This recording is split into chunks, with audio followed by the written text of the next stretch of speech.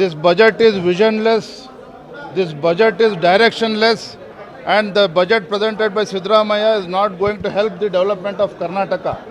In fact, this budget will take Karnataka 20 years back.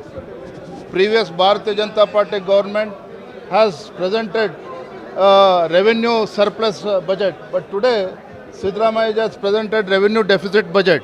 Not only revenue deficit, the budget today is not going to help farmers who are in great distress.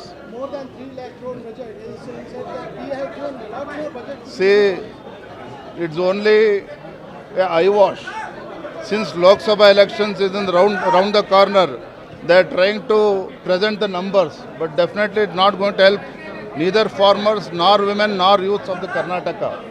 To unnecessarily, they are blaming the central government also.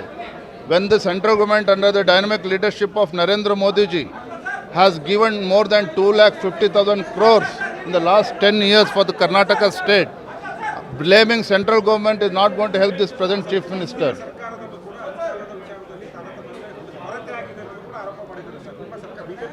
ನೋಡಿ, ಒಂದು ನನ್ನ ಪ್ರಶ್ನೆ ಉತ್ತರ ಕೊಡಿ. ಇವತ್ತು ಮಾನ್ಯ ಮುಖ್ಯಮಂತ್ರಿಗಳು ಕೊಟ್ಟಿರ್ತಕ್ಕಂಥ ಬಜೆಟ್ಟು ಬರಗಾಲದ ಸಂದರ್ಭದಲ್ಲಿ ರೈತರ ಸಂಕಷ್ಟಕ್ಕೆ ನೆರವಾಗಬೇಕಾಗಿರ್ತಕ್ಕಂಥ ರಾಜ್ಯ ಸರ್ಕಾರ, ಮಾನ್ಯ ಮುಖ್ಯಮಂತ್ರಿಗಳು ಇಂಥ ಬರಗಾಲದ ಸಂದರ್ಭದಲ್ಲೂ ಕೂಡ ರೈತನ ಕೈ ಬಿಟ್ಟಿದ್ದಾರೆ. ಇವತ್ತು ರೈತರಿಗೆ ಇವತ್ತು ಶಕ್ತಿ ತುಂಬತಕ್ಕಂಥ ನಿಟ್ಟಲ್ಲಿ ಏನೂ ಕೂಡ ಇವತ್ತು ಪ್ರಾಮಾಣಿಕವಾಗಿ ಯೋಚನೆ ಮಾಡೋದಕ್ಕೆ ಸಾಧ್ಯ ಆಗಿಲ್ಲ.